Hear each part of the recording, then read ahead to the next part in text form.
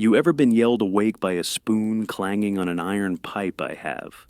And let me tell you, it's not the gentle rising sun of a Jane Austen novel. I'm your bedtime historian, and this time we're starting the day in a place where silence is gold, gruel is breakfast, and compassion is strictly rationed.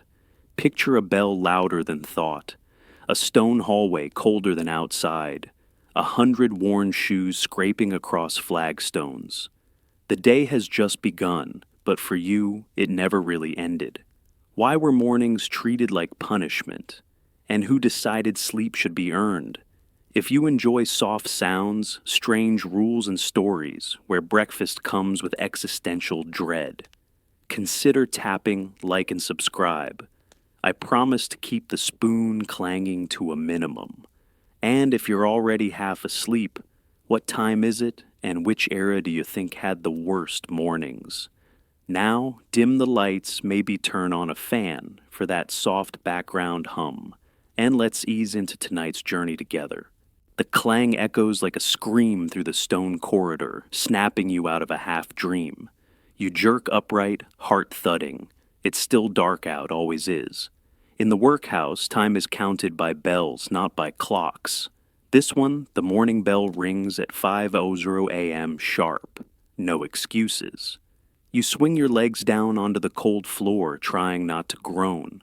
Complaining might earn you extra duties. You dress fast in your standard issue uniform, scratchy wool, always too tight or too loose. Outside your dormitory, other figures shuffle from their rooms, silent and stiff. Everyone lines up along the damp stone corridor. Your breath fogs the air. Somewhere water drips rhythmically. You're not sure from where. A matron with a slate calls names. Well, not names anymore. Numbers. You're 217B today. A few people sneeze. No one speaks. Speaking before breakfast is a punishable offense. The line begins to shuffle forward. You follow. At the end of the corridor, a swinging door leads to the mess hall. The room is low-ceilinged and dim-smelling of wet bread and old firewood. Everyone moves like clockwork file in, sit down hands on knees. A man you've never seen before is taken aside. He looks lost. You were like that once? Your bowl is filled with something that might be gruel more water than oats, and not a hint of salt. You dip a spoon in. Steam curls upward barely. It's always the same temperature, barely warm enough to call warm, never cold enough to excuse refusal. You eat. You don't chew. There's nothing to chew. Across from you, a boy with shaved eyebrows stares into his bowl. His eyes are red. He might have cried this morning. He might have just woken up that way. The girl beside him is missing one shoe. No one comments. Even looking too long can earn a demerit. One historical record describes this routine as necessary discipline for idle hands.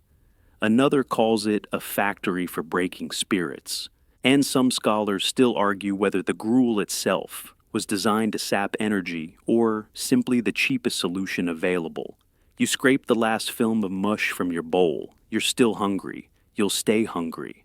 The clang will come again soon, this time for labor. The transition from gruel to gravel is seamless. One moment you're setting down your bowl, the next you're being marched outside. There's no break in between, no warm moment of rest.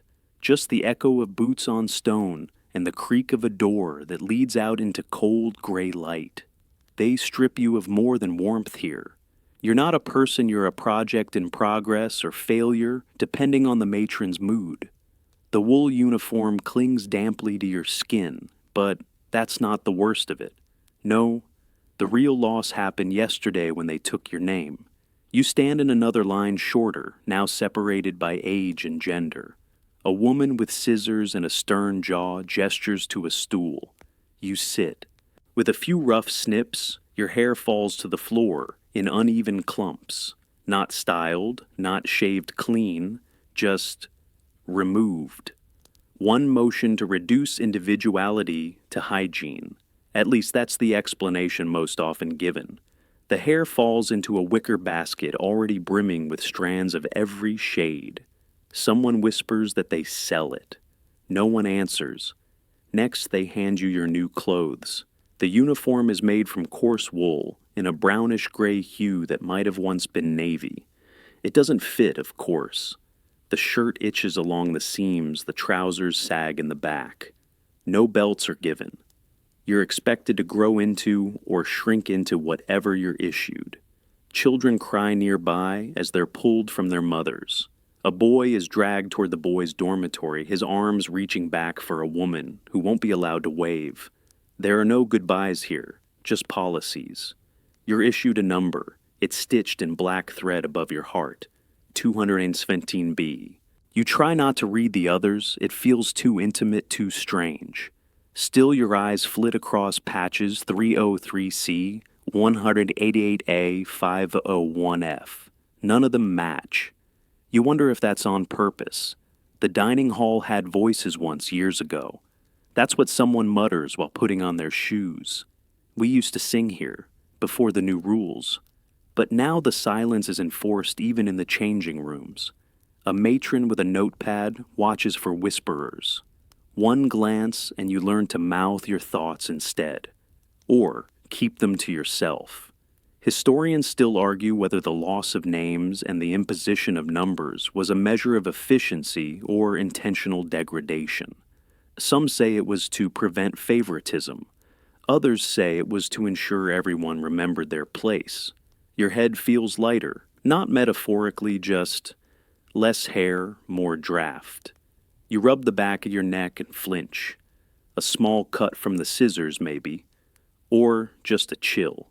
You're led to your next station induction. A chalkboard lists your daily tasks. You see words like laundry yard, scrub, and pick. There are no explanations. The supervisors expect you to know or to figure it out without asking. You breathe in deep and quiet. The air tastes of old stone, like soap and iron pipes. You won't taste anything else until lunch. The gruel queue snakes longer than memory. You shuffle forward slowly, bowl in hand, eyes lowered. Conversation is forbidden here, so is looking around too much. One sideways glance, and you might catch a warden's eye, which could earn you more than a scolding.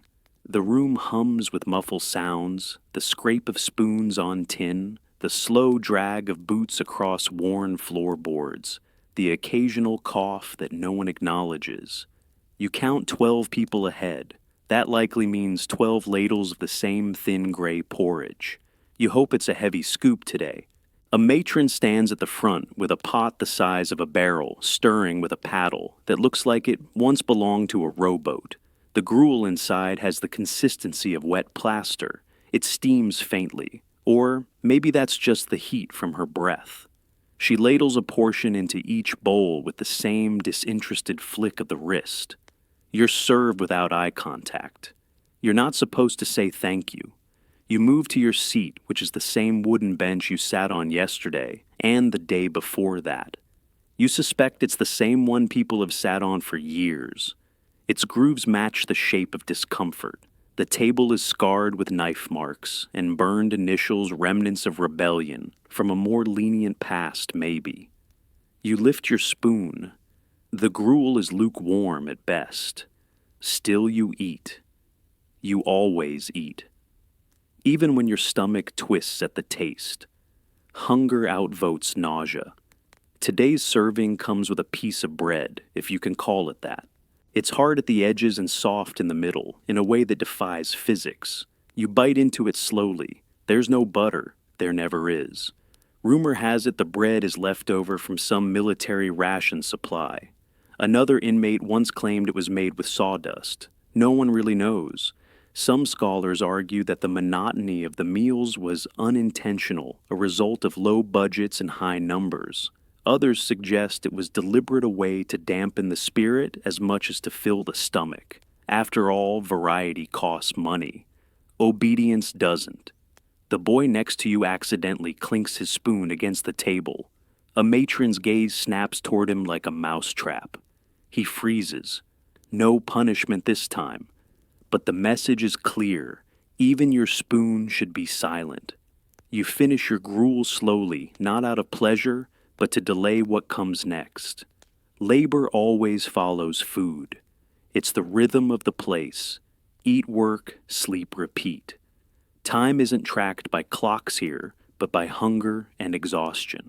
A horn sounds from somewhere down the corridor. You rise as one, with the others' bowls tucked under arms, spoons in pockets. You file out in single-line footsteps in sync. Someone sneezes and receives a stern look. Outside the hall, another bell rings, this one sharper, angrier. It's the work bell. You know what's next. You step into the yard and feel the sky looking down, like a silent overseer. There's no color in the clouds, just a stretched-out smear of gray, heavy and indifferent. The gravel crunches underfoot as you're handed a hammer, wooden handle iron head, worn from use, cold from the night. The yard is surrounded by stone walls high and bare. No ivy, no moss. Nothing grows here. This isn't a place for life, it's a place for breaking things. And today that thing is stone. You're led to a row of jagged boulders that seem far too large for your small tool. A foreman marks a line with chalk. This one, he mutters, not looking at you. Break it down to gravel. No instruction beyond that, no demonstration, just the expectation that you'll figure it out, or fail trying. You lift the hammer. The first strike jars your wrists. The second sends a shiver up your elbow. By the third, you realize the stone isn't the only thing cracking. Somewhere inside you, something small gives way. There's a rhythm to the noise iron on rock grunt breath. Over and over. Around you, others do the same. No one speaks. Even the moans of pain are muffled. You're not allowed to talk, and anyway, words wouldn't help. Only effort matters. Rain begins light at first. The kind that turns dust to paste. No one moves indoors. You keep swinging. Eventually, the cold works through your coat down your spine. But stopping isn't an option. There's a quota to meet. 8 hours. That's the standard workday. Sometimes more. A small girl nearby is helping carry buckets of gravel, one handle in each hand. Her arms tremble. The foreman walks by and tightens his lips, approval, disdain, hard to say. The work continues either way. Victorian reformers often describe stone breaking as character building, a noble form of aid that taught discipline and routine. But modern historians remain skeptical. One author famously called it penal labor in charitable disguise. You adjust your grip. Blisters are already forming. The iron hammer sticks slightly when wet. You shake off the rain and keep going. Some inmates hum softly while they work, nothing tuneful, just the ghost of melody. It's one of the few loopholes in the silence rule. As long as it's not words, it isn't punished. You hum too eventually. You don't recognize the tune. You're not sure anyone does. Your arms ache long before the pile shrinks. The pieces don't vanish, they multiply. One rock becomes 3, then 5, like some cruel arithmetic that punishes success. You try not to think about time, about how much longer, about how little you've actually accomplished. A guard passes with a pocket watch. You glimpse the hands just before noon. Only half the day is gone. Your stomach growls, but you ignore it. The next bell will signal lunch. Another bowl of gruel, another pause before more labor. And for now, you swing. The sound of stones cracking fades behind you as you're marched indoors again, but not for rest. No, if you're under 12, your work takes a different shape. Lighter in weight perhaps, but no less cruel in its repetition. You enter a narrow, stuffy room, lined with wooden benches and low windows crusted with soot. The smell hits first tar salt and damp rope. You gag a little before your body decides this is normal. You're assigned a seat. There are no cushions. There are no backs. Just long benches and a row of iron baskets filled with thick black coils. Oakum. You've heard the word before, but now you learn what it means. These ropes coated in pine tar and hardened by time must be picked apart into loose fibers. With your fingers. All of it. Every day. You begin not quite sure how. The rope is coarse, sticky, and unyielding. Your nails dig in, the tar clings. After 10 minutes, your fingers are already raw. After 20, they sting. After an hour, the joints in your knuckles feel swollen, like your hands are aging faster than the rest of you. You glance sideways cautiously. Other children are doing the same work. Some are faster, their fingers flying like machines. One boy has his hands wrapped in rags. He must have bled through them already. Another girl keeps wiping her eyes with a tarred knuckle, leaving smudges across her cheeks like war paint. No one laughs. No one speaks. Victorian reformers claimed this job taught patience and diligence. Children must not be idle, wrote one pamphlet.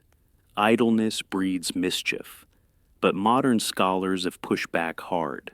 This wasn't education, one writes. It was quiet punishment in disguise. Records show many children developed infections or permanent scarring. Others, too many, simply fell ill and disappeared from the logs. You keep picking. The tar gets under your nails into the creases of your skin. No amount of scrubbing will remove it later. It becomes part of you. A new layer. Each basket must be emptied and replaced by the end of the day. Some children don't make it in time. They're scolded.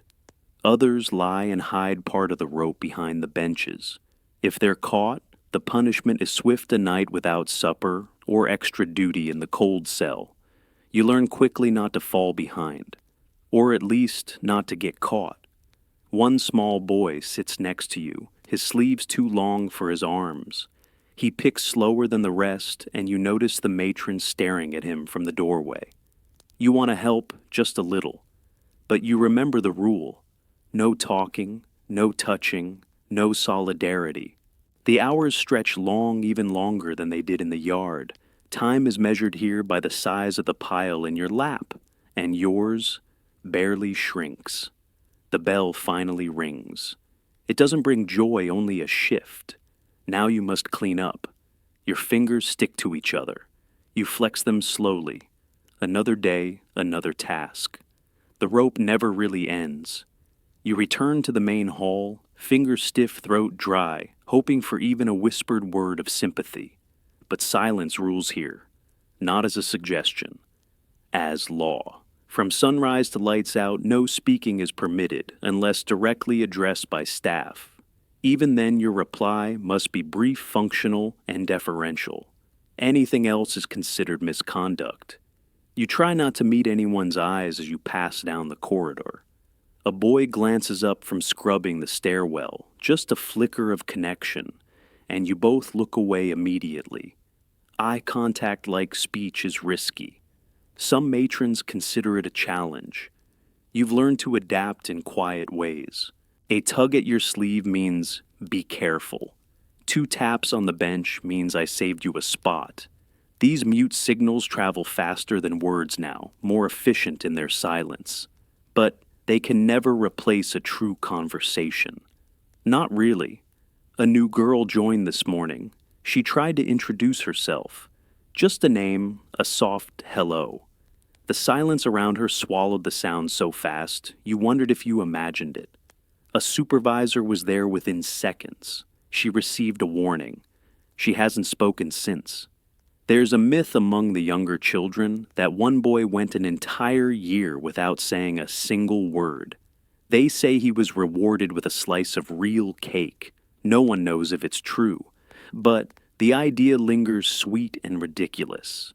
You pass a notice board. The rules are written there in dense, tidy script. One section reads, communication between inmates undermines order and may lead to moral decay. That's the logic, they say. Talking leads to planning. Planning leads to rebellion. Rebellion leads to chaos. Better to keep the halls quiet. Some historians have called this discipline by omission. Others label it emotional cruelty. One recent paper questioned whether the silence rule caused long-term psychological harm in children raised under it. The records are incomplete, but survivor accounts suggest the scars went deeper than most believed. You sit at your assigned bench for mid-morning labor, a task requiring no tools, no materials, just sorting buttons by size. The buttons rattle softly as you move them from one bowl to another. The sound becomes a language of its own. Click, click, click, pause, click. Occasionally someone sneezes. Once a girl hiccuped and covered her mouth in horror. No punishment followed that time. The matron just narrowed her eyes. Even the clatter of shoes in the hallway feels dangerous. You've learned to walk softly, to breathe shallowly, to exist only in outline. Anything more invites scrutiny. You miss words. The way they fill silence, shape thoughts, spark laughter. You'd give anything to say something simple. How are you? Want to trade bread? It's going to be okay.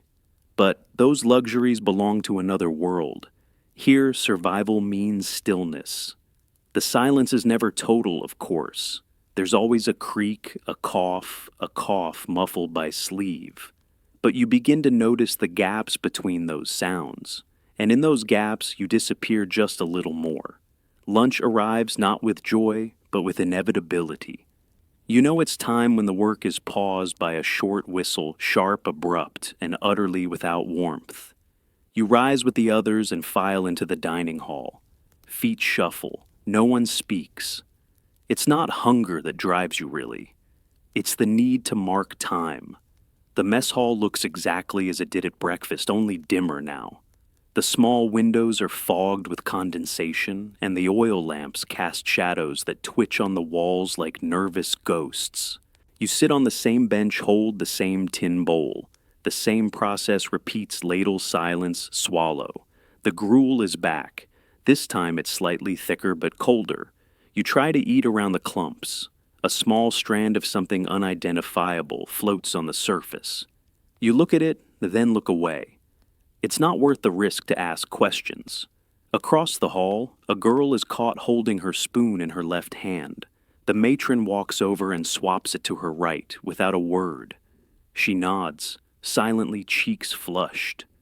You don't know why left-handedness is frowned upon, but you've learned not to wonder aloud. The bread, if there is any today, is rationed strictly. No one receives more than a sliver. Some try to hide part of theirs in their sleeve or pocket for later. It rarely works. A guard roams between the tables with a cane, not for support, but enforcement. If he spots anything suspicious, a hidden crust, a second helping passed under the table, he taps the offender's knuckles. Lightly, but with purpose. A warning. Sharing food is considered theft. There was a case last week, a boy who gave his bread to his younger brother. The matron made him stand through the entire next meal without eating. That night, he wept into his pillow. Not loudly, just enough that everyone could hear it and do nothing. Some historians claim the food policies were meant to prevent favoritism and hoarding. Others believe it was a control mechanism designed to make you grateful for even the smallest scrap. Records from the time emphasize order above indulgence, but survivors recall it differently. Less like order, more like quiet desperation. You finish your gruel slowly, not because you're savoring it, but because it postpones what comes next. The texture sticks to your tongue, and you take small sips of water to wash it down. The tin cup smells faintly of rust. The water is lukewarm, but clean this week anyway. A bell rings again. You rise, bowl in hand. A girl beside you stumbles slightly as she stands, and you instinctively reach out to steady her. Your hand brushes hers for half a second too long. The matron's gaze catches yours. No punishment comes, but your stomach tightens. Kindness is a risk. You make a note to be more careful. You hand your bowl to the washing station and fall back in line. The next block of labor awaits. You're not sure what it'll be this time, but you know it won't involve sitting. You know you've broken a rule before you even realize which one. Maybe you move too slowly. Maybe your spoon scraped the bowl too loudly. Or maybe you sighed a bit too heavily as you stood from the bench. Whatever it was, the matron noticed, and that's enough. She says nothing, just nods to the guard. You're escorted without explanation through a side door you've never been through before, down a flight of stone steps that seems to descend into silence itself. Your heart beats loud in your ears. You know what's coming. Everyone does. It's the cold cell. The door creaks open on iron hinges, revealing a chamber no larger than a wardrobe. The walls are stone slick with damp. There's no window, no bench, just floor. Cold, uneven floor. You're told to enter. You do. The door shuts behind you with a finality that feels like a verdict. There is no lock you can hear, but the silence is total, soundless as snow. The cold finds you immediately. Not the chill of a brisk morning or a drafty window, but the deep creeping cold of stone that has forgotten the sun. You try to sit, but the floor is wet. You stand.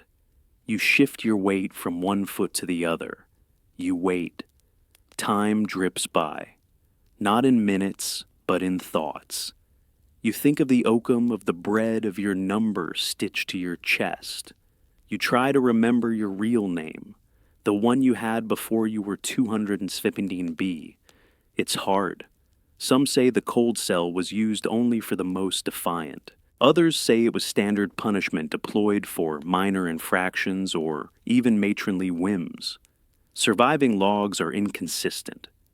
One entry notes a girl left in for 8 hours. Another mentions disciplinary refreshment with no details. Historians disagree on the frequency, but not the effect. You lose track of how long you've been here. Your legs begin to tremble. You sit despite the wetness. The stone seeps through your clothes like ice water. You hug your knees and listen for anything, a creak, a footstep, a bell. Nothing. You imagine what's happening upstairs. The others back at work. The next gruel pot warming. The guards chatting quietly behind closed doors. You're not part of that world right now. You've slipped below it. At some point the door opens. Light slices through the dark like a knife. A figure gestures. You rise joints stiff. No one speaks.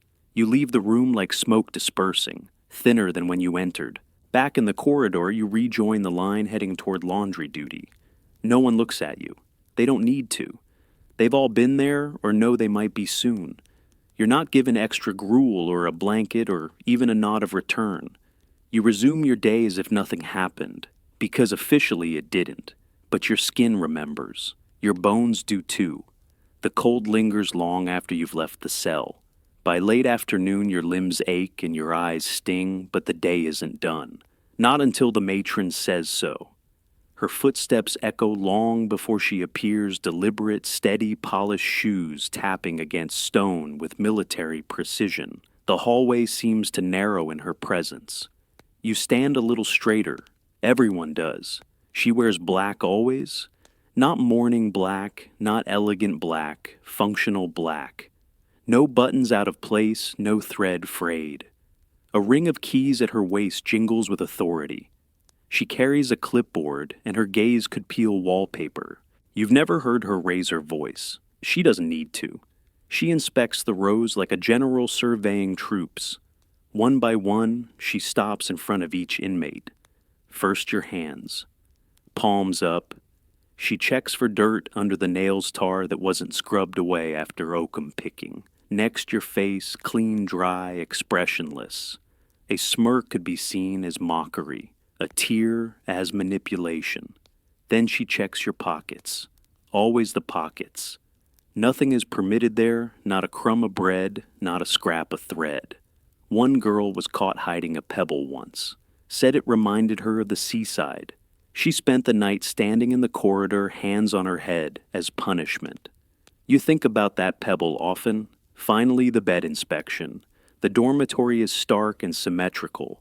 Iron frames, thin mattresses, blankets folded to regulation. Any wrinkle or misalignment earns a mark on her clipboard. Enough marks and you lose dinner privileges. Or worse. Some scholars argue that the matrons served as protectors in their own way, ensuring order, upholding safety, maintaining health standards. Others claim they were the face of institutional cruelty, enforcers of emotional distance under the guise of discipline. It's hard to say which is closer to the truth. Perhaps it depends on the matron. Yours is not the worst you've heard. She doesn't slap or shout, but she watches everything. Once you saw her catch a girl rolling a marble between her fingers, quiet, innocent secret. The matron confiscated it wordlessly, then returned it a week later, shattered into pieces. No words exchanged, just silence and a lesson. Her clipboard clicks as she makes her marks. She doesn't nod, doesn't smile. When she passes you by with nothing, said you feel like you've won something, though you're not sure what. The inspection ends with a single word, proceed. You exhale for the first time in minutes. As you move toward the evening assignment, you wonder what it would be like to live a day without that stare, that clipboard, those keys. A day where your hands weren't judged, your posture wasn't measured. But that world doesn't exist here. The matron lingers in the hallway a moment longer, adjusting a painting on the wall that no one ever notices. It's crooked again by morning always. You pass her silently, heart still beating a little too fast, and head down the corridor toward more steam, more stone, more rules. Sunday arrives like a pause button, not a rest, not a gift, but a structured reprieve. No stone breaking, no oakum picking, no button sorting. But don't mistake it for freedom. Sunday is the Lord's day. And in the workhouse, that means chapel, twice. You file in just after dawn. The chapel is a narrow room that smells of dust and old polish. Wooden pews line the center, stiff and splintery. A pipe organ looms at the front like an enormous insect. The ceiling is high, but dark, streaked with soot and something older. You sit in silence, waiting. The service begins not with welcome, but with instruction. A monotone voice reads from the Book of Common Prayer. You recognize the cadence, slow, somber, insistent. You're meant to absorb, not question. Hymns follow. The tune is familiar, but no one sings with feeling. Your throat is dry. Singing is required. Emotion is not. The matron stands near the pulpit, arms folded. You keep your eyes forward. The benches creak when you shift. You try not to. The rules here aren't spoken aloud, but everyone knows them. Sit straight, sing. When told, bow your head on cue. One boy once fainted from locking his knees. The service didn't pause. After an hour, the chapel empties without applause or chatter. Just the scraping of feet and a few tired coughs. Back in the dormitory, there's a half-hour gap until breakfast. Then chapel again in the afternoon. No skipping. No excuses. Sickness might excuse labor, but not scripture. Some inmates secretly enjoy the service. It's warm, at least. And the sermons, while stern, are slow-paced and oddly hypnotic. Others find it unbearable. Scripture under duress, one former inmate once wrote, "Holiness assigned like a chore." Scholars still debate whether the mandatory chapel served spiritual needs or simply filled empty hours with obedience. Victorian reformers insisted it was moral uplift. Detractors argue it was little more than sanctioned boredom. In the afternoon service, the sun breaks faintly through the stained glass windows. Not bright enough to color the floor, just enough to make you blink. The second sermon is shorter, and the matron seems less rigid now. Or maybe you're just more tired. You begin to count the wooden beams above your head. 32, 33, 34. The hymnal pages are soft, from use dog-eared by countless hands. Someone has written their initials on the back cover. You wonder where they are now. Gone, probably, or buried behind the wall. The final amen comes with a strange relief. You rise with the others and shuffle out your footsteps echoing across the stone floor. For a brief moment, the corridor feels almost like a cloister, quiet, reverent, weightless. But only briefly. Back in the main hall, a guard reminds you to prepare for evening chores. So much for the day of rest. You pass by the chapel once more on your way to laundry. The door is ajar. Inside, the organ groans slightly as it cools. You wonder if it dreams of silence, too. The sun has dipped below the stone walls by the time you reach the laundry wing, but there's no darkness here, only steam. Thick, hot clouds fill the basement like a fog bank with a temper. You step through it and feel your skin dampen instantly, your uniform clinging in new and unpleasant ways. Laundry duty sounds harmless until you see it up close. Giant copper boilers line the walls, their bellies roaring softly. Iron paddles lean against them like war clubs. Wooden tubs brim with soaking linens, sheets, undergarments, bandages, towels, all crusted with stains and softened by time. There's a smell here, too. Not foul, but heavy lye soap, wet wool, and something vaguely metallic. You're handed a scrub brush with worn bristles and a pair of gloves too large for your hands. The gloves are meant to protect you from the soap, but they fill with water almost immediately, becoming little bags of slosh. You remove them and scrub barehanded. Most people do. The work begins. You bend over the tub, dunking a sheet, pulling it up, scrubbing it along a corrugated washboard nailed into the wood. The friction hurts more than you expect. By the fifth rinse, your knuckles are already raw. You try not to think about how many more sheets there are, or how long the night shift really lasts. Laundry is classified as women's work, though boys and girls are both assigned here occasionally. The logic is unclear. Some say it teaches domestic skill. Others call it punishment with extra humidity. A matron walks through trailing steam behind her like a veil. She checks for folded corners, untied bundles, slack posture. If your sleeves are too dry, she assumes you're shirking and sends you back to redo the load. Victorian reformers praised laundry as morally cleansing, literally and spiritually. The act of purification trains the mind, wrote one clergyman. Modern historians, however, question whether this cleansing did anything beyond wearing down bones and patience. Accounts differ. Some survivors remembered it as peaceful, almost meditative. Others spoke of pain that never left their hands. You switch tubs. The water is colder here, your fingertips pruned and numb. A girl across from you hums under her breath, just a few notes enough to echo in the steam. You almost join in, but you bite your tongue. Too risky. Sometimes you think the steam is alive. It moves around you, hides things, reveals things. You see faces through it, blurry, tired, sometimes crying. You blink, and they're gone. Or maybe they were never there. The mind plays tricks when overheated and underfed. Eventually, you hang the sheets along ropes strung across the ceiling. They drip steadily, forming small puddles on the floor. Your back throbs. Your shirt is soaked. You want to lie down in the laundry pile and sleep for 100 years. But there are still socks to scrub, blankets to wring, towels to fold. You dip your hands into another basin and begin again.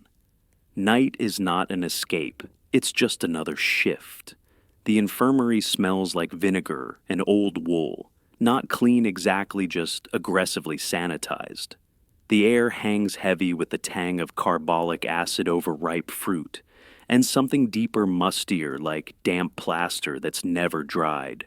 You step inside and feel your breath catch, unsure whether from the odor or the silence. Rows of narrow cots stretch along the walls, each one barely wide enough for a child to lie still. There are no pillows, just thin straw mattresses and gray woolen blankets. Some of the blankets are stained. Most are damp. You're not sick yet, but you've been sent to help. Laundry wasn't enough today. You move between beds carrying a tin bucket of water and a threadbare rag. You're told to freshen faces, though. What that means is left vague. You dab the cloth against foreheads, wipe dry lips. Sometimes just stand by when someone opens their eyes and asks for someone who isn't here. Some of the patients speak nonsense. Others say nothing at all. A few cry quietly, babies in adult bodies too exhausted to explain why. You recognize one boy from the Oakham room. His fingers are wrapped in linen, blotched with something that seeps through. He looks at you, but doesn't seem to see. There's one nurse on duty tonight. She moves briskly with a practiced efficiency that's hard to read. When a child coughs too loudly, she presses a spoonful of thick syrup into their mouth and shoos them back to silence. You've heard stories some nurses were kind, even affectionate. Others were rumored to correct unruly patients with hard slaps and freezing towels. No one tells you which kind you're working with tonight. The infirmary logbook sits open at the desk. You glance at it as you pass, names crossed out, notes like fever rash, uncooperative. The margins hold strange code symbols you don't understand. One page is missing, torn out clean. Victorian records vary wildly on the quality of care given in these rooms. Reformers painted a picture of cleanliness and Christian mercy. Survivor accounts suggest something murkier, indifference, neglect, or simply not enough hands to help. Some scholars believe the infirmary functioned as a soft exit for those the system couldn't manage. Others insist it was just a flawed system doing its tired best. You replace your bucket and move toward the back corner, where a child lies completely still. Her eyes are closed, her chest rises but barely. The nurse tells you not to touch her. You nod. You weren't going to. On your way out, you pass a cracked window. The breeze that slips through it carries no freshness, just the reminder that there's an outside, one you don't get to see. Back in the hallway, you rub your hands on your apron, but the vinegar smell lingers. It always does. Some of the others say they dream of that smell. Others say it follows them even after they leave the workhouse, if they ever leave.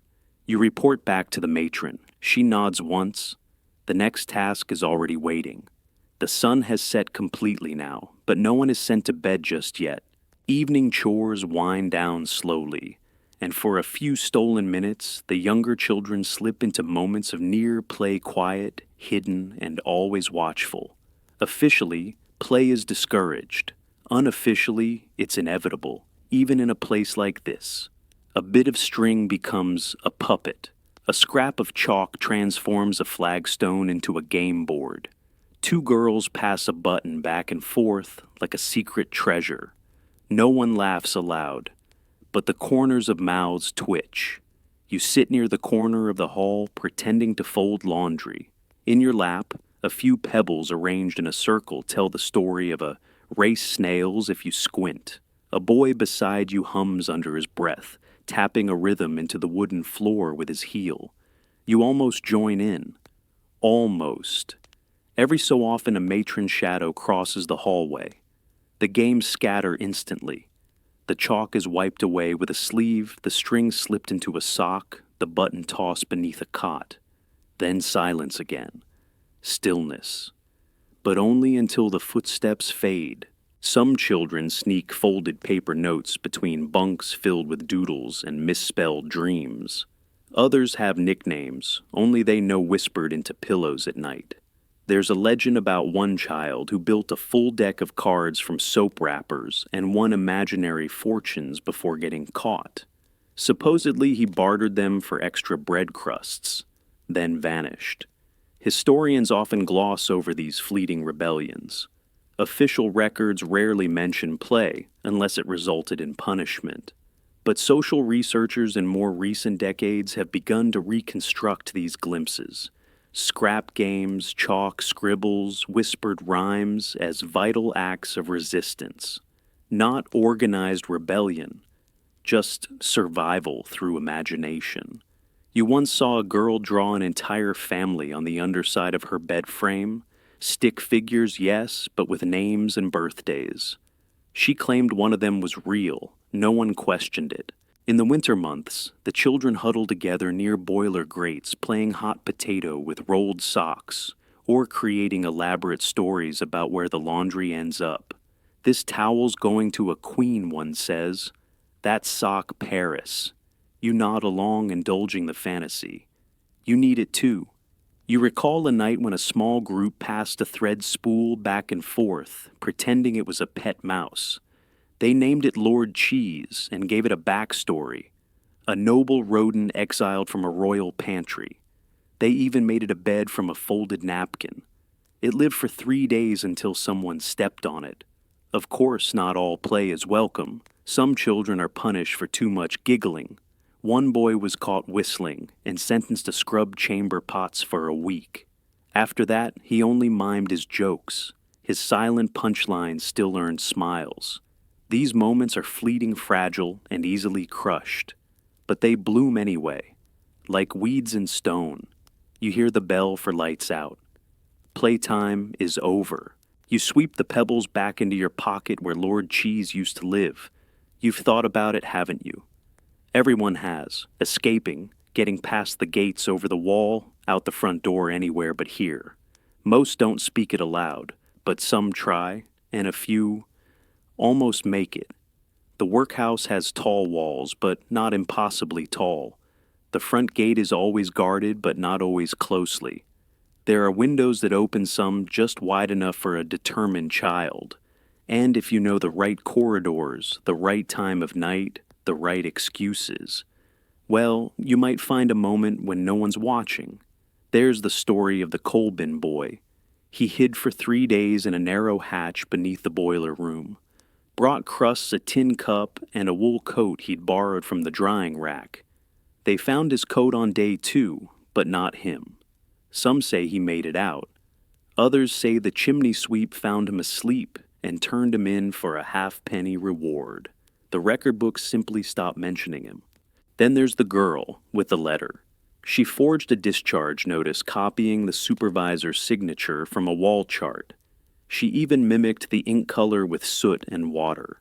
Walked out the front gate and borrowed shoes. Lasted a full week before they caught her selling apple peels in town. Her punishment was never listed, but she never spoke again. Attempts like these are rare, but never forgotten.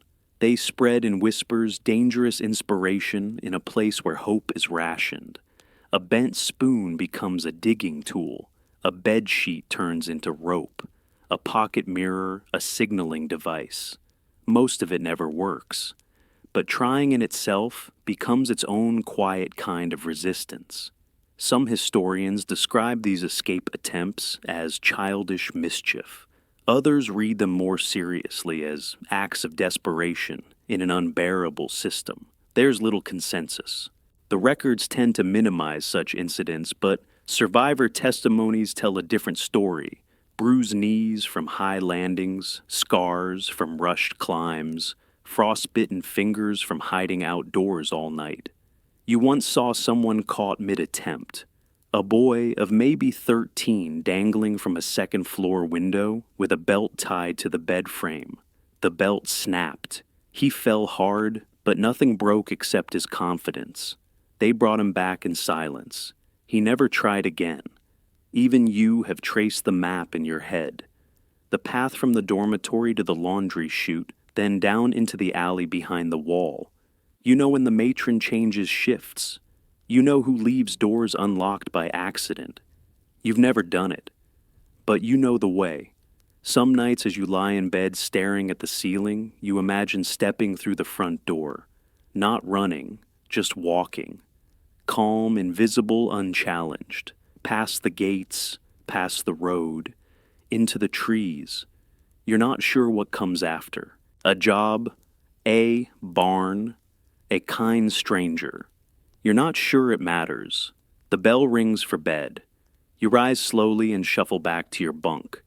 The wall remains tall as ever, but dreams slip through cracks no stone can seal.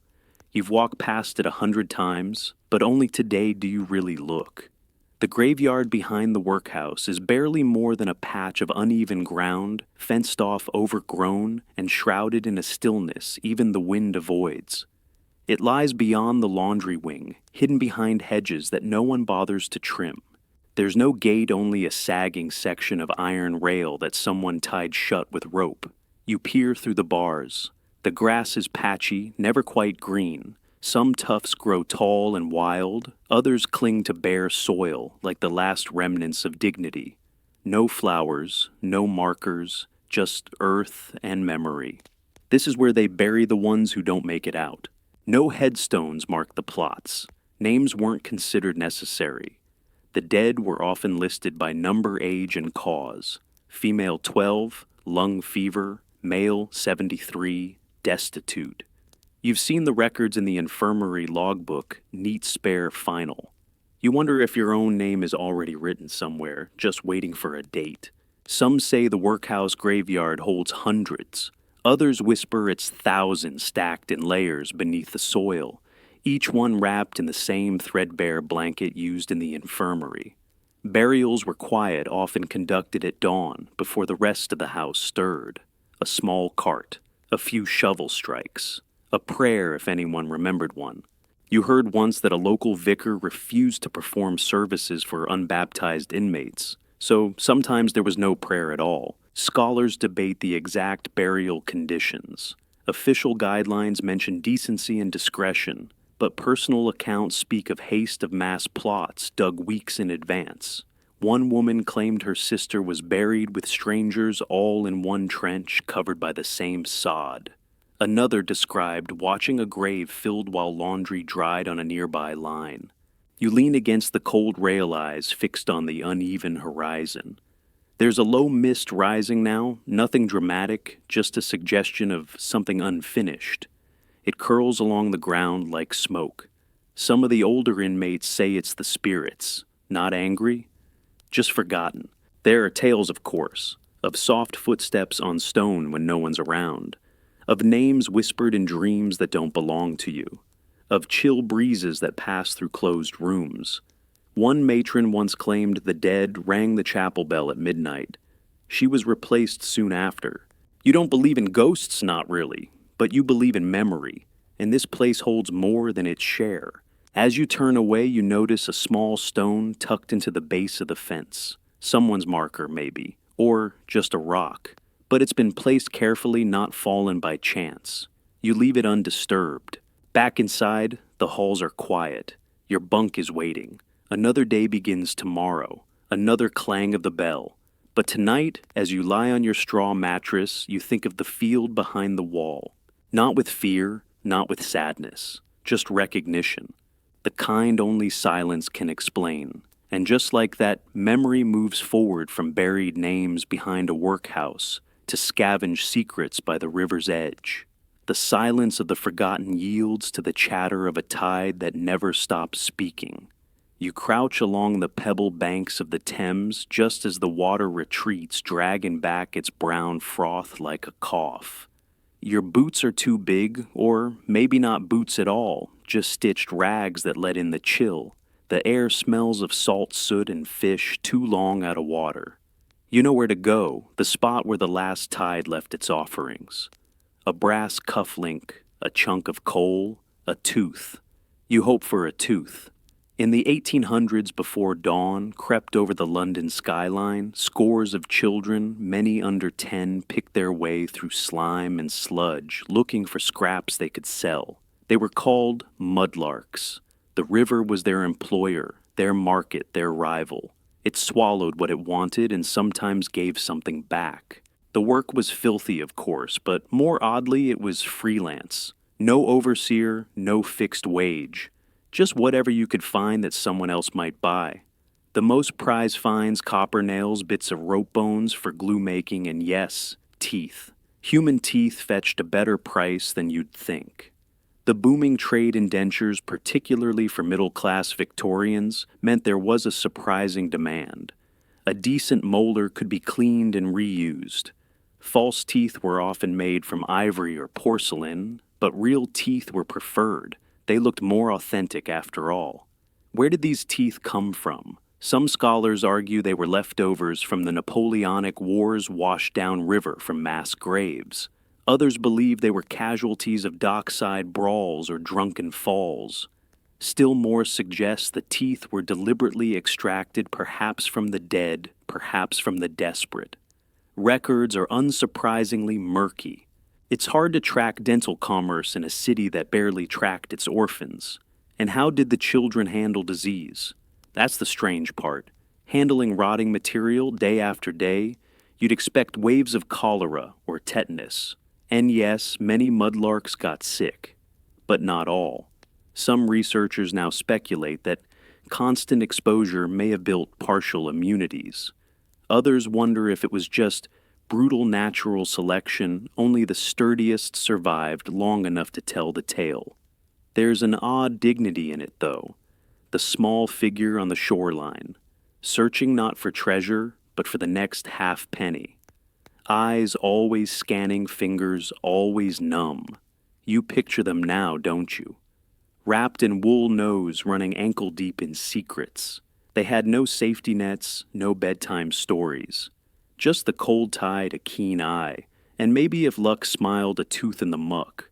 Let's dry off just slightly and descend into basements and back alleys.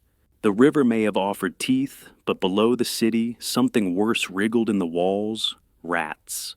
And where there were rats, there were rat catchers. You're one of them, now coat button tight, and in your pocket, a ferret. Yes, a living, squirming ferret. Welcome to the strangest celebrity status you never asked for. Rat catchers were more than just exterminators. They were showmen, adventurers, and, in some cases, oddball icons of Victorian resilience. You slink through doorways, greeted by landlords with worried brows and thick accents. The job is urgent. There are rats in the bakery, rats in the schoolroom, rats that chew through books, linens lamp oil. They say the city's overrun, and you're here to fix it. Your ferret, a wiry little creature named something sharp like nipper or slash, slips from your pocket and into a crack between bricks. A flick of the tail, and it's off nosing its way through the dark labyrinth beneath floorboards. Moments later, chaos. Scratching squeals a blur of brown. Then come the rats, and you with gloved hands and a sack must be quick. It's messy, it's dangerous, it's weirdly prestigious. That's the part people forget. In Victorian Britain, rat catchers had a peculiar fame. Some published pamphlets. Others were featured in newspapers. Charles Dickens himself mentioned them. A few became known by name across districts. Why? Partly because rats terrified the public. They were harbingers of disease plague most of all. And partly because these workers turned extermination into spectacle. Some would demonstrate their skills in taverns, releasing rats onto the floor and letting trained dogs or ferrets dispatch them with acrobatic flair. It was gruesome and wildly popular. You might imagine the job came with good pay. It didn't. Most rat catchers earned meager coin per kill or flat fees from landlords. But they supplemented with side hustles, selling rats to terrier trainers, to gamblers, even to rat pits arenas where dogs fought rodents for money. Yes, this was a thing. The Victorians could turn anything into a form of betting, even pest control. There are some fantastic illustrations from the era: a wiry man with a tall hat, one hand on a cane, the other cradling a ferret like a prize cat. In these portraits, the rat catcher looks more like a magician than a tradesman. And maybe he conjured safety from beneath floorboards, wrangled chaos, and emerged without so much as a scratch. Or so he claimed. Historians don't fully agree on whether rat catchers were respected or merely tolerated. Some evidence suggests they were symbols of civic pride, like chimney sweeps or lamplighters. Others argue they were necessary evils spoken of in low tones and avoided in public. Either way, they were indispensable. London's maze of streets, sewers, and tenements practically required their services to function. So, next time you picture Victorian heroes, don't forget the man in the dusty coat, grinning behind a beard and holding a burlap sack that squirms slightly. Inside, history's smallest battlefields. And one very smug ferret. Now step outside. The street glistens with last night's rain, and the dawn is barely a breath on the cobblestones. You're 6 years old, maybe 7 if anyone's counting. But age doesn't matter when the job is this small. You're a crossing sweeper, broom in hand, smile on face, and everything depending on your ability to charm the rich as they tiptoe around manure. The Victorian city is a dirty place, not just unclean, filthy. Horses clop through every street, leaving behind generous droppings. Vendors spill cabbage water and coal ash into the gutters. Dogs do what dogs do. Rain turns it all to soup. And no lady in her corseted dress is going to step through that without help. That's where you come in? Your broom a battered affair of sticks and rope is your livelihood. With a practiced flick of the wrist, you clear a dry path just before the customer's boots meet the muck. Then you bow, low, eyes cast down, hat in hand. Maybe you recite a line you practiced all week. May your day be as fine as your bonnet miss. The tip is not guaranteed, but a clever word, a sweet smile, or a dramatic flourish can turn a halfpenny into a whole one. Diaries from wealthier Victorians show they often remembered their favorite sweepers by name, especially those who performed their work with flair. Theatrical courtesy, one writer called it. Small children who transformed grime into a kind of street ballet. You stay on your corner, you've staked it out. Other children prowl nearby, but this spot is yours for now. If an adult tries to chase you off, you hide for a bit, then return. The city forgets fast. So must you. It's not glamorous, but it's honest. Mostly. Some sweepers were known to make the mess worse, scattering mud just so they could sweep it again. Others learned the habits of certain passers-by, timing their bows and sweeps like clockwork. A few partnered up one child, distracts the other, swipes an unattended basket. But not you. You're in it for the sweep. Social reformers of the time wrote about children like you with mixed feelings. On one hand, they saw industriousness. On the other, tragedy. Why should a child work at all, let alone in wet stockings and with soot on their cheeks charities formed? Reports were published. But change was slow, and the streets did not wait. Some scholars debate whether sweeping was ever a viable path out of poverty. A few success stories survive children who became porters or entered service, but most simply vanished into other forms of labor or into nothing at all. No records, no gravestones. Just a blurry memory in the footnotes of a lady's journal. Still, there's something in the image, a small figure on a foggy street, clearing a path not just through dirt, but through a world that rarely offered anything clean. Your broom is light, your feet are cold, but for a moment, the city is watching, and tipping. Let's follow the soot now, upward, into the narrow flues and crooked chimneys that lace through the brick like a second set of veins. You're 5 years old, maybe 6. Small enough to fit inside a fireplace and shimmy your way to the roof. They call you a climbing boy. But you know better. You're a chimney sweep, and your job is to vanish into darkness. The soot clings to your skin like oil. It gets into your ears, your nose, the cracks between your fingers. Inside the chimney, it's pitch black and hot, even in winter. You carry a brush, or more often just a burlap cloth. Your job is to scrub the walls clean, pushing soot downward where it can be collected and sold. Soot was valuable, used to make ink polish, even fertilizer. But it didn't feel valuable when it coated your lungs. Master sweeps trained you, or rather forced you to climb. Some offered basic meals and threadbare bedding. Others gave you nothing but orders. You'd wake before dawn coughing and be sent up the flue before breakfast. The smaller you were, the more chimneys you could clean. Sometimes you'd get stuck. Worse still, some chimneys bent midway or narrowed without warning. That's when boys panicked. Some suffocated before help arrived, if help ever arrived. You wore a cap often backwards. Your elbows were always scraped. And in your pocket you might carry a bent spoon or a bit of chalk to tap against the wall if you got lost or needed to signal down. London rooftops heard these signals like ghost knocks. Sometimes they meant, "I'm done." Other times they meant, "I can't get out." public outrage eventually stirred reform. Campaigners like Lord Shaftesbury and societies like the Climbing Boys' Friends fought to outlaw the practice. Cartoons appeared in newspapers showing children coughing blood, or their small bodies being pulled lifeless from chimney mouths. The image of the sweep became a kind of Victorian guilt, a symbol of innocence swallowed by industry. And yet, for decades, nothing changed. Some employers argued that boys were quicker and cheaper than mechanical brushes. Others claimed the children preferred the work to starvation. Parliament debated slowly.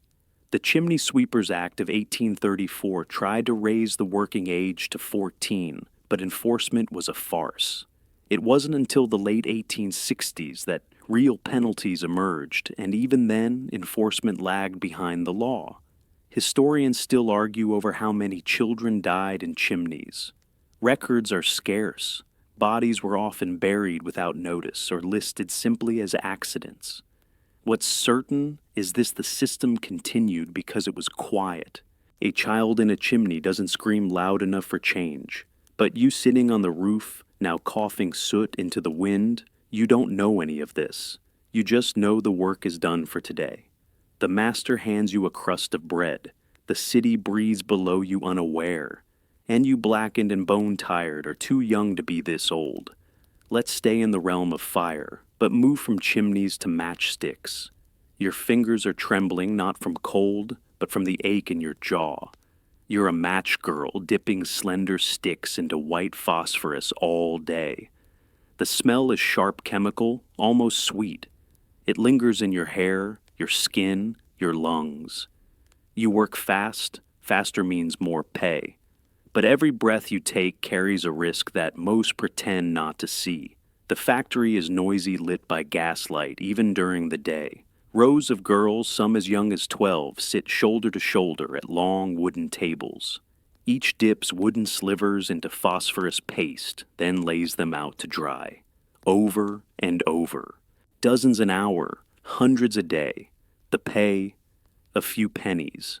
Enough for bread maybe, enough to survive. You don't wear gloves, nobody does. They slow you down. The white paste sticks to your fingertips under your nails. Sometimes you chew the tips of your fingers without realizing. Some girls nibble bread with dirty hands during breaks. The phosphorus doesn't care. It finds its way in. And then the ache starts. Phossy jaw, they call it. At first just a toothache, then swelling. Then bone begins to die. The jaw turns soft. Gums bleed. The smell is unmistakable sour metallic, like something rotting under the skin. Once it starts, there's no hiding it. Girls are sent home, or worse, told to keep working. Treatment removal of the jaw. And even then, recovery is uncertain. Not everyone gets it. Some work for years with no sign. Others fall ill in months. Historians debate why. Was it diet genetics technique? Some argue certain factories diluted the paste, making it safer. Others believe luck played a bigger role than science. What's agreed upon is that the disease was horrifying and preventable. The public didn't know much until the girls went on strike. In 1888, a group of match girls walked out of the Bryant and May factory in London. Their demands were simple: better pay, safer conditions, no more punishment for sickness. The strike shocked the city. These were poor girls, uneducated, unorganized, and yet they rallied. With the help of a journalist named Annie Besant, they gained attention. Parliament listened. Slowly reforms followed. Today we remember them less for the disease, more for the courage. But the image of the girl in the smock, holding a tray of tiny sticks, her cheeks hollow and jaw aching, it lingers. She was one of thousands. And for many, the job paid just long enough to buy medicine they'd need because of it. So, imagine yourself now at the table. You dip, you count, you cough. The paste clings to everything. A bell rings for lunch, and you sit back jaw sore. You press your tongue against your teeth just to check. Still whole for now. Across from you, a girl smiles, her lips tight over missing gums. She doesn't say much, she doesn't have to. Step into a quieter morning. Now no factories, no soot, just a long street and the soft sound of dried peas tapping against a window pane. You're a knocker-upper, armed with a cane or a pea shooter, and your job is to wake the neighborhood before the alarm clock even exists. It's still dark, but people need to get up, trains to catch, ovens to stoke, and you're the one they count on to break their dreams with a well-aimed pop. The streets are empty, except for your footsteps. You know every window by heart. Mrs. Elsbeth needs waking at 4:15, Mr. Keene at 5. The family on the corner wants a gentle tap, not a loud one. They have a baby. You remember. You always remember. That's part of the skill. Not just precision, but discretion. Most people think you use a stick. And yes, many do a long bamboo pole poked up toward the glass. But the real professionals, they use a shooter, a simple tube and a pouch of dried peas. You load, aim, fire. The pea taps the window and bounces harmlessly off. No damage, no noise. Just a soft click enough to stir the sleeper inside. You don't stop to see if they get up. You trust they do. Or you don't. Either way, your job is done. It seems like a small thing waking people. But in the age before clocks were reliable and cheap, this was vital labor. Factory workers, bakers, and milkmen all depended on it. Being late could mean being docked wages or being replaced altogether. And so, in cities across Britain and Ireland, knocker-uppers became a quiet institution. Some worked with their spouses. One would knock, the other would keep the logbook. A few carried lanterns in winter. Some even had whistles or small handbells, though that was risky too loud and you'd wake the wrong person. Or earn a shoe thrown from an upper window. The job endured longer than you'd think. Into the 1920s in some places. Even the 1950s in parts of the North. Photos survive elderly women in wool coats holding long sticks looking up towards second-floor windows with the patience of saints. Some wore aprons, others flat caps. They look like ghosts from a quieter world. There's debate, of course. Did knocker-uppers really replace alarm clocks, or were they a quaint holdover kept alive more by tradition than necessity? Some researchers think it was both. In working-class neighborhoods, especially, people trusted people more than machines. You could yell at a knocker-upper. You could tip them extra to make sure you were up on time. You couldn't do that with a spring-loaded bell. So, picture it now, you pea shooter in hand, standing on a silent street before sunrise. The sky is gray. The bricks still hold the night's chill. You take aim, puff your cheeks, fire, tap. A curtain shifts, a shape moves, you smile, on to the next window. Another life stirred awake gently. Now head west, past the city's cobbled arteries beyond the brickyards and gasworks to where the earth turns soft and spongy. You're standing in a marsh now, barefoot trousers rolled to your knees. The fog hugs your ankles like a lazy ghost. And clinging to your legs, leeches. Dozens of them. You are a leech collector, and your body is bait. There's no trick to it, really. You wade into shallow water and wait. Leeches, those tireless little vampires, latch on quickly. You feel their tug, not painful, but persistent, like a throb just beneath the skin. You let them feed for a while, then gently peel them off and drop them into a tin. Repeat until your blood feels a bit too thin, or the sun gets too high. Leeches were in high demand during the Victorian era. Doctors believed in the power of bloodletting to treat everything from headaches to high spirits. Too much blood, let it out. Too little, still let it out, but slower. A leech could draw a few ounces at a time, cleaner and less alarming than a scalpel. Every apothecary wanted them. Hospitals needed jars full, so someone had to fetch them. Some collectors used horses or old cows, letting the animals attract the leeches. But human collectors were prized for their sensitivity. You could feel when the leech was full, when it let go, when it was likely to die. That instinct, born from hundreds of hours standing knee-deep in brackish water, became your trade secret. The pay, a pittance per dozen. But it added up just enough to buy bread soap, maybe even a pair of worn gloves. More importantly, it was independent work. You didn't answer to a foreman, you answered to the marsh.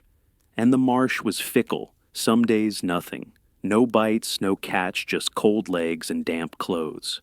Other days your legs came out striped in red, too dizzy to stand properly. It wasn't uncommon for leech collectors to faint on the walk home. Long-term workers developed what newspapers euphemistically called bog weakness, a fancy name for chronic anemia. Still, people kept at it. Some were older women who knew the marshes by heart. Others were children paid a few pennies to brave the mud. There's an 1840s report that describes a girl aged 9 collecting 60 leeches in a morning. She was considered exceptional. That morning likely cost her half a pint of blood. Historians still debate how common this job truly was. Some records suggest it was a regional niche, more Welsh and Irish than English. Others argue it was widespread but poorly documented, as most collectors were too poor to leave behind journals or letters. What's certain is that wherever leeches were sold, someone stood in cold water to get them. So here you are, legs tingling, tin half full, sky turning gold above the marsh grass. You head home slowly, limbs lighter than before. Your reflection in the water wobbles with every step. A bit paler, maybe, but your pockets slightly heavier. Now trade the marsh for manure. The air thickens not with mist, but with the unmistakable tang of horse dung on sun-warmed cobblestones. You hold a shovel, not a small one, not decorative. This is your tool, your pride, and your only ticket to dinner. You're a horse manure collector, and you know every alley where the carriages pass and the droppings fall. Before cars transformed cities, London was powered by horses, thousands of them. Cab horses, delivery horses, noble steeds, and overworked nags all trotting, stopping and depositing their business along the way. Estimates say a single Victorian horse could drop between 15 and 30 pounds of waste per day. Multiply that by tens of thousands and you have a city swimming in opportunity. You're not the only one with a shovel. Competition is stiff. You wake early just before the city stirs. You listen for hoofbeats and wheels on stone. The moment a pile appears, you rush in, scoop deftly, and toss it into your cart. If you're quick, you beat the others. If not, the best loads are gone. The trick isn't just speed, it's timing. Fresh manure is most valuable. Farmers on the outskirts of town pay by the cartload to use it as fertilizer. Tanneries sometimes use it too. Even gardeners in the fancier parts of town want it, though they'd rather not admit it. Your job is to collect it before the rain spreads it thin or the wheels grind it into mush. You're not glamorous, but you're vital. Without you and your kind, the city would choke under its own weight. Newspapers of the day fretted about the manure crisis, worrying that the sheer volume might outpace even the most diligent collectors. Satirical cartoons depicted London as a swamp of steaming piles, and yet, thanks to you, it never quite got there. The pay wasn't fixed. Some collectors were hired by local councils. Others worked freelance making deals with farmers or market sellers. A lucky few even got tips from cab drivers for keeping their routes clear. Children sometimes joined in smaller shovels and hand darting between carts. Families worked together, shouting to each other across intersections, calling out fresh drops, like gold rushers spotting flakes in a pan. Some historians believe this work offered a strange kind of mobility. It was dirty, yes, but it was honest, and those who stuck with it could earn steady coin. Others argue the collectors were seen as little more than human brooms, necessary but invisible. Either way, the job persisted well into the 20th century, until engines replaced hooves and exhaust replaced manure. So here you are standing on a busy street corner, eyes scanning the road like a hawk. A cab clatters past. The horse lifts its tail. You move before the pile hits the ground. Scoop, toss, smile. Another tiny triumph in a day full of them. Your cart fills slowly, and with it, your purse. Now, brace yourself for the smell, the dark, the damp. You're descending into the bowels of Victorian London, guided only by a flickering candle mounted to your cap. Welcome to the world of Tosher's sewer scavengers who hunted treasure beneath the city's feet. If the mudlark had the river, you have the pipes. It's not glory you seek, it's copper coins and anything the world above accidentally flushed away. The air down here is thick and metallic. Every step squelches. You carry a pole with a small hook, a bag slung across your back, and boots that leak just enough to make you wince. The tunnels are narrow and echo with the distant sound of rushing water. Rats fat, bold, and unbothered scurry past your ankles. Some hiss. Most just ignore you. They know you're not here for them. You're looking for metal mostly. Copper wire, brass fixtures, bits of lead. Occasionally a silver spoon or a dropped coin glints in the sludge. You grab it fast. Pockets have a way of emptying over privies, and the sewers don't give back what they swallow easily. You sift through waste like a prospector pans for gold carefully, hungrily, with practiced fingers. It's not legal strictly speaking. Trespassing in the sewers could bring fines or worse. But most authorities look the other way. You serve a function. Without Toshers, valuable materials would rust away down here wasted. You're part of the city's digestive system, unseen but strangely essential. The term Tosher likely comes from Tosh slang for the metal scraps you collect. Entire communities operated around this trade. Men often working in pairs would map out sections of the sewer, returning to favorite spots after heavy rains. Some even brought small dogs trained to sniff out cloth bundles or chase away rats. Others worked solo, with nothing but a pole and good boots. There's danger, of course. Flash floods from distant downpours could sweep a man away in seconds. Methane gas caused explosions. Some Toshers carried canaries, not for song, but as gas detectors. If the bird keeled over, it was time to run. And yet, the job attracted loyalty. One Tosher reportedly worked the same stretch for 20 years, claiming he knew it better than his own street. Some made modest livings. Others barely broke even. Researchers debate how lucrative it truly was. Did Toshers profit consistently, or was it more survival than salary? Records are patchy like the tunnels themselves. You pause now, wiping grime from your cheek. Your candle flickers as a gust of air snakes through the pipes. In your bag, a bent spoon, 2 rusty nails, half a coin. Not much, but enough. Enough to buy soup, maybe a pint. Maybe even a tin for tomorrow. Above you the city blinks in oblivious comfort. Below you keep walking, pole in hand, boots sinking slightly. The walls sweat, the water murmurs. And somewhere ahead, the glint of metal waits half buried in yesterday's forgotten waste. From the sewers to the cemetery now. The air sharpens colder, quieter.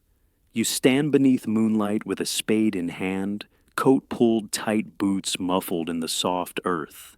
The grave is fresh, the hour is late. You're a body snatcher, and what lies beneath is worth more than anything you've ever owned above ground. Victorian London needed cadavers. Medical schools were booming, surgery was advancing, and doctors wanted hands-on practice. But the law only allowed dissection of executed criminals, and executions weren't keeping up with demand. So, where textbooks failed, spades filled the gap. Quietly, quickly, illegally. You and your partner work in silence. One keeps watch, the other digs. It's not as deep as you'd think. Most coffins were buried shallow to save labor. 6 feet under was more of a metaphor. You remove just enough soil to reach the lid. Then you break it not with a dramatic smash, but with the soft crunch of decayed wood. A hook slides under the shoulders. You lift. No jewelry, no clothes, just the body. Those stay behind. You're not a thief, you tell yourself. You're a supplier. Some called your kind resurrectionists. It sounds noble, almost religious, but the public saw you as ghouls. Newspapers printed wild stories, some true, some not, of grave robbers chased by angry mobs or caught mid-excavation. A few were beaten. Others bribed their way out of trouble. The law hovered uncertainly. Grave robbing was frowned upon, but not always heavily punished, especially if the buyer was a respected surgeon. Anatomy professors didn't ask too many questions. Some even paid bonuses for fresh specimens. There were whispers of collusion doctors offering advice on which graves to target. A few insisted on seeing the body before checking for decay. Too fresh and suspicions rose. Too old and the price dropped. You haul the body into a sack. No names, no prayers, just weight and coin. It's not cruelty that hardens you, it's repetition. After enough nights, the horror fades. All that remains is routine. Dig, lift, walk, sell. Historians remain divided on the scale of this trade. Some believe it was widespread, feeding a growing need. Others think it was limited to a handful of desperate or daring souls. What's certain is that the practice shaped law. Public outrage eventually led to the Anatomy Act of 1832, which expanded the legal supply of cadavers and, in theory, ended the need for grave robbing. But tonight that law hasn't passed yet. And the city needs bodies. You sling the sack over your shoulder. It's lighter than you expected. The cemetery behind you fades into fog. The lantern swings in your hand, casting long shadows. You think of the person once loved, now reduced to currency. A quiet exchange in the name of science. And as the sun begins to rise, you walk faster, not out of guilt, but because morning brings questions. And your answers are buried deeper than any grave. Not far from the grave snatchers came their more formal cousins, the resurrection men. Same spade, same sack. But this time, with contracts. You work under agreement now, often unofficial, sometimes whispered over tea with a man in a surgeon's coat. 2 bodies a week, fresh, delivered quietly, no mess. You're not just digging, you're on retainer. Resurrection men weren't random thieves. You had a list. You knew which cemeteries had the softest soil, which undertakers asked no questions, and which professors paid promptly. Sometimes you didn't even have to dig. You made arrangements. The deceased's family couldn't afford a burial. You stepped in. Money changed hands. The body went missing. A polite fiction. And when you did dig, you did so with speed and skill. The trick was to leave the grave looking undisturbed. Shift the turf gently. Replace it cleanly. A careless resurrection man left behind clues. A good one. Vanished without trace, the only proof of the theft lying on a dissecting table 2 miles away. Unlike body snatchers who sold corpse by corpse, resurrection men often worked in teams with buyers already lined up. You might have an exclusive relationship with a medical college, or you might sell to the highest bidder. The job wasn't just labor, it was logistics. Timing the lift, dodging patrols, negotiating prices. Some called it an art. There's a journal from a medical student at Edinburgh describing the arrival of a particularly fresh gentleman. He never asked where the man came from, only that the muscles were pliable and the face undistorted. This was how you were judged not on morality, but on freshness. The public, though, saw none of that. Rumors swirled of people being killed for dissection, and in some infamous cases like the murderers Burke and Hare in Scotland, those fears weren't so far off. While most resurrection men stuck to the dead, the line blurred. And once blurred, trust vanished. Parliament had to act, but slowly. As long as doctors needed bodies and the law restricted supply, Resurrection men remained a necessary evil. Historians still debate how complicit medical institutions were. Did they truly not know where the bodies came from? Or did they look the other way, telling themselves the science justified the silence? You're back in the alley now, cart creaking softly behind you, the bodies wrapped loosely, no name, no mourning, just another figure in the anatomy queue. You knock twice on the side door. It opens a sliver, a hand extends, payment clinks, the door closes, transaction complete. It's not personal, it can't be. If you thought too hard about the names, the lives, the funerals interrupted, the sadness would drown you. So, instead you count your coins, light a pipe, watch the smoke curl upward like a soul slipping into the London fog. By morning, the dissecting theater will be full of students, bright-eyed, ambitious, grateful. They'll never ask your name, but they'll learn from your work, whether they know it or not. Let's come up for air, but not too far. Just enough to breathe the soot-thick scent of London's dust yards. You're a dustman now, not in the way we think of garbage collectors today, but in the Victorian sense, a miner of ash, a seeker of treasure among filth. The city's waste is your quarry, and somewhere in these mountains of cinders, you just might strike it rich or cough your lungs out trying. Dustmen didn't collect random refuse.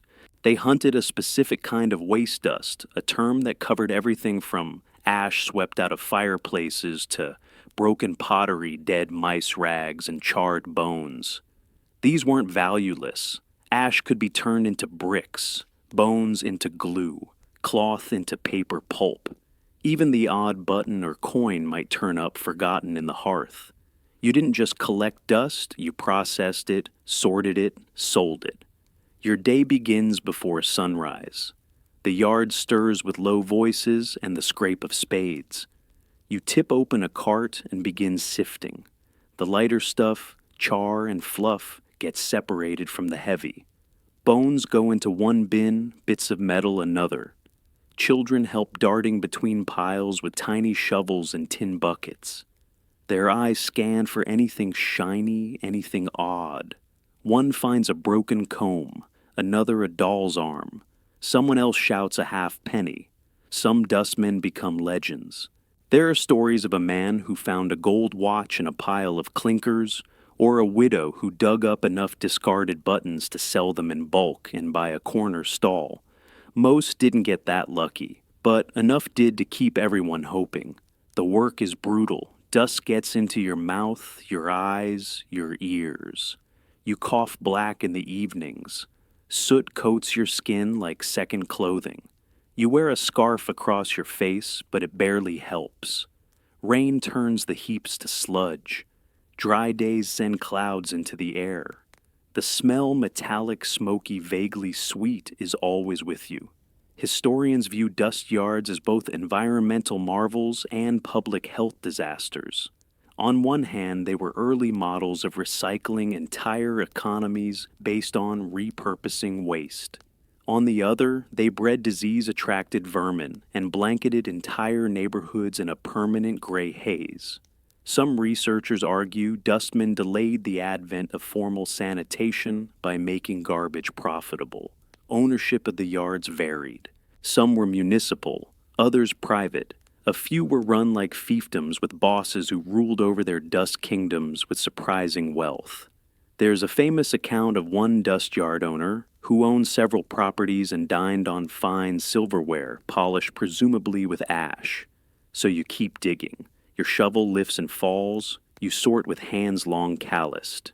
In your pocket, a bent button, a tiny key, a shard of mirror. Nothing valuable yet. But the pile isn't done, and neither are you. You work with the quiet belief that fortune is just beneath the next layer of soot. The sun climbs, but the dust never settles. It clings, it swirls, it waits.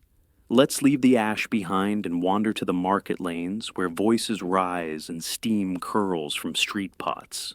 You're a herb woman, now part vendor, part healer, part mystery. With a wicker basket on your arm and wild knowledge in your head, you offer London a cure for everything from toothache to heartbreak. No license, no diploma. Just the trust of your neighbors and the scent of rosemary in your apron. The trade is as old as cities themselves. You forage in hedgerows, gather in parks, buy in bulk when you must. Some herbs are dried, others steeped in vinegar or oil. Your wares comfrey for bruises, yarrow for bleeding, horehound for coughs, pennyroyal for delicate problems. You sell to housemaids, widows, workers, even the occasional gentleman too embarrassed to visit a proper doctor. Your stall is small, often just a cloth on a crate or a doorway you lean against. No signage. Word of mouth does the work. A mother recommends you to her sister. A cook tells the scullery girl. Soon you're the one they seek when fever hits or sleep won't come. It's not all roots and petals. You make tinctures, poultices, sometimes little bundles tied with red thread charms, technically. Not everyone believes in them, but few turn them down when desperation sets in. A sprig of vervain under the pillow, a whisper of mugwort in the wash water.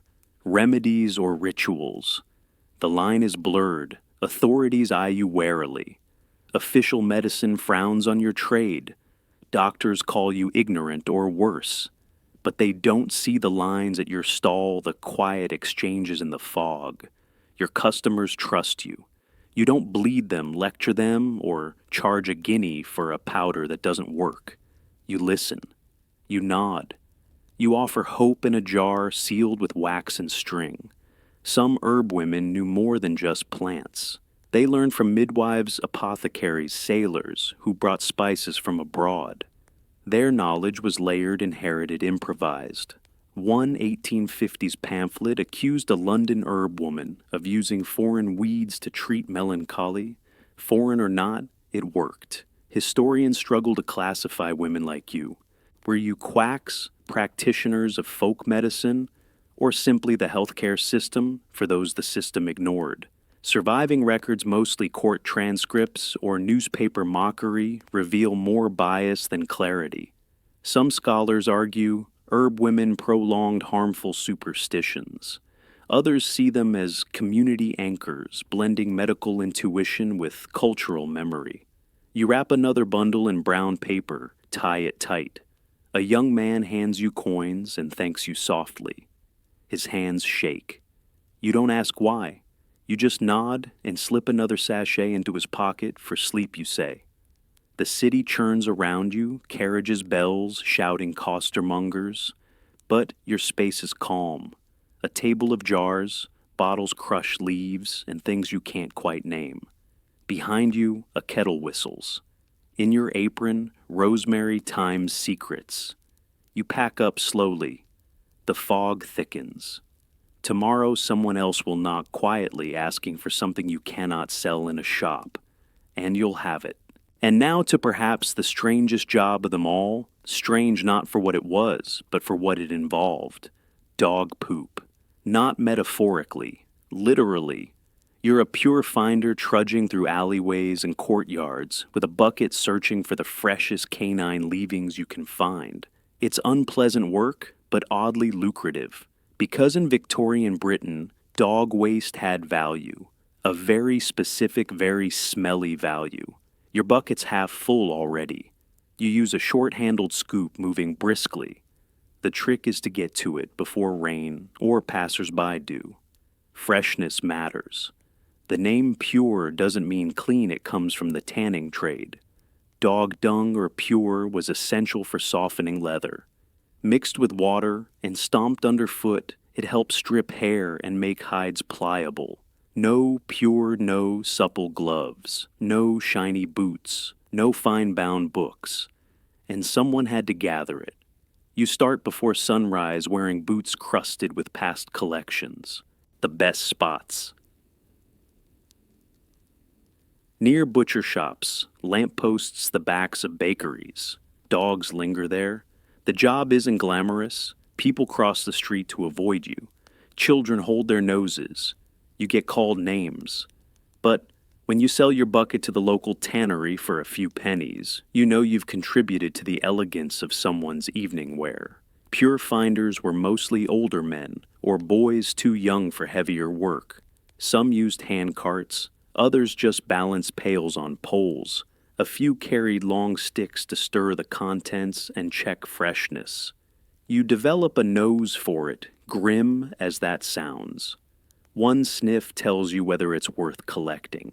Some researchers suggest that pure finders operated under informal territories, jealously guarding the rights to certain streets. Others believe the competition was too sparse for disputes. It was a job few envied, and even fewer would fight over.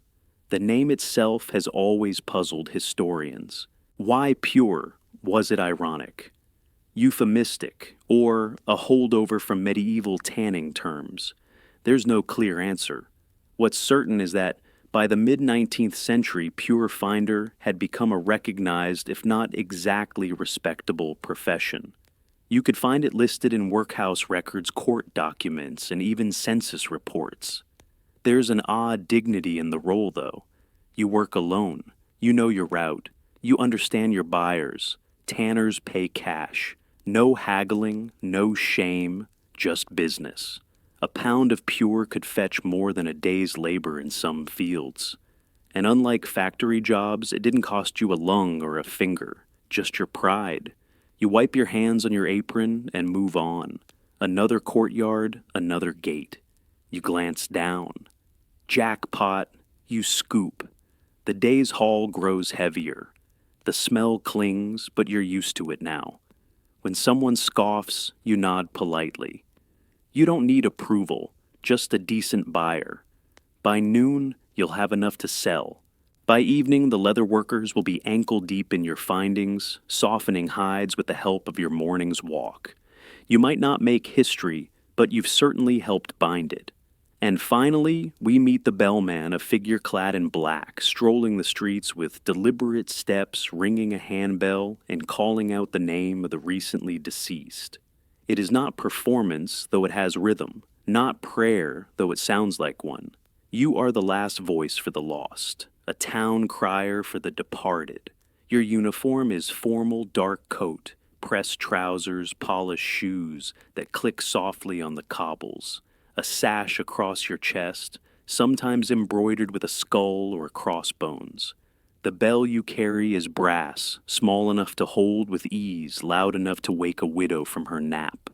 You don't rush. The announcement must be clear, dignified, poetic even. Mrs. Clara Beecham has passed. A light in Islington gone dark. Funeral Tuesday. Black gloves preferred. This was your job. To walk the neighborhoods and announce each death with solemn care. It served a practical purpose before widespread newspapers or telephones. This was how many learned of a passing. But it also served something deeper, a communal recognition, a ritual of sound and silence. Some bellmen recited lines from the Bible. Others composed short rhymes. A few improvised. The important thing was tone. Not too loud, not too cheerful. You had to strike that middle chord between reverence and routine. This wasn't mourning. It was notice, and it had to be done right. The position was often held by older men, retired soldiers, former church officials, those with a strong voice and a good sense of timing. Payment came from families or, sometimes by subscription, a small fee to be sure your passing would be properly proclaimed. In some parishes, the bellman worked with undertakers, in others, with churches. But always he walked. Historians note the role began much earlier in the Middle Ages, but it lingered in Victorian cities with surprising persistence. Even as newspapers became common, the bellman remained. There's something about the human voice echoing through streets you've walked your whole life saying your name, that ink on paper, just can't replace. Debate continues on when the tradition truly ended. Some towns kept it into the 20th century. A few ceremonial bellmen still exist today, mostly for festivals. But the original death as announcement loss, as public ritual, has faded. You're nearing the end of your route now. Just a few more alleys, a few more names. People nod as you pass, some look down, a few whisper thanks. They may not have known the deceased well, but now they know enough to care, enough to pause, enough to remember.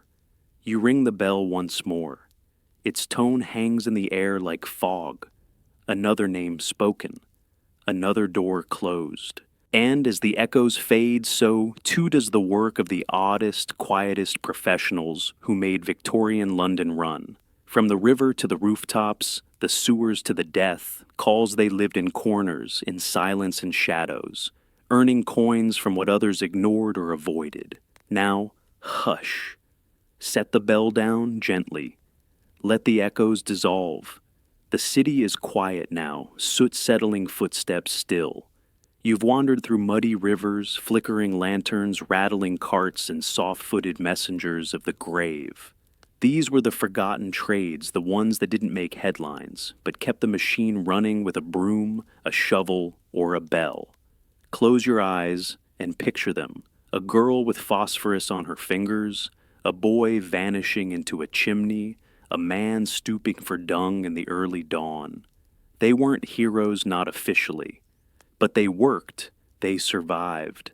They found ways to earn just enough sometimes from the strangest things. If you're still awake, thank you for walking these strange streets with me. And if you're already dreaming, may it be of soft rain, quiet footsteps, and a little ferret curled in your pocket.